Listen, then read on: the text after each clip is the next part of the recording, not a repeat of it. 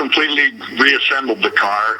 When I got when Shoney painted it, everybody calls him Shoney, but anyway, when he painted the body, he wanted it back on the chassis. So I reinstalled the body back on the chassis before it went to the finished paint, because he didn't want to. He said it had to be a rolling chassis because he has the rights to use he works for Arnold's Body Shop in Davenport. He has the rights that you can rent the body shop from him on weekends. Okay. This is October 19th, about 8:30 at night. Trent and I are going to try to start the Corvette for the first time. We just got done putting antifreeze and everything in it, and we're going to give it a try and see if we got any fire. So here we go.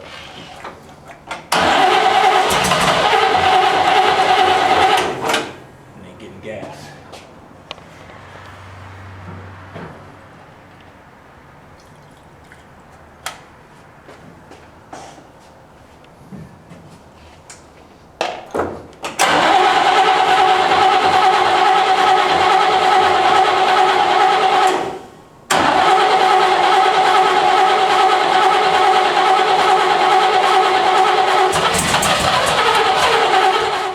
It only turns toward me, but it won't turn away from me.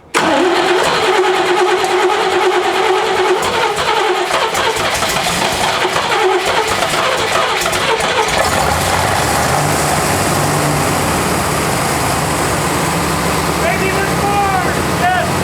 It's alive! Can I shut this?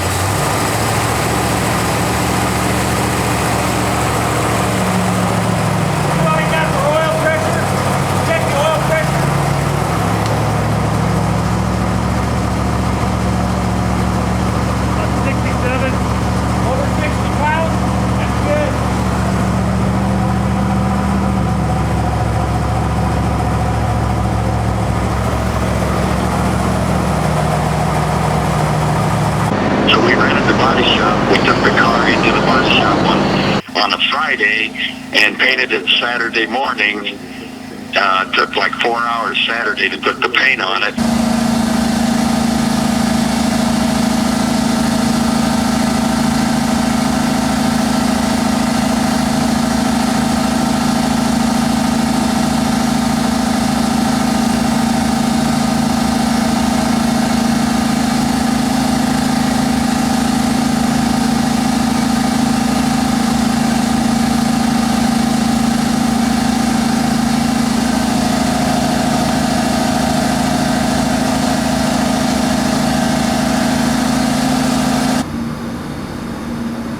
Painting the trunk lid now with color.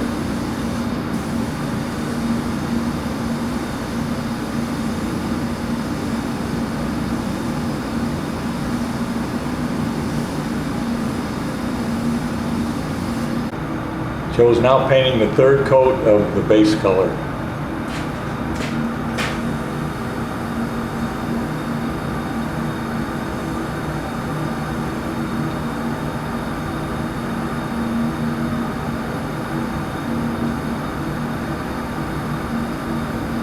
I got the car out of the body shop on Monday morning, the first thing Monday morning, and then took it to his shop in Donahue, where he buffed it all out for me and reassembled, put the doors back on the body, put the trunk on, and refit the hood and everything.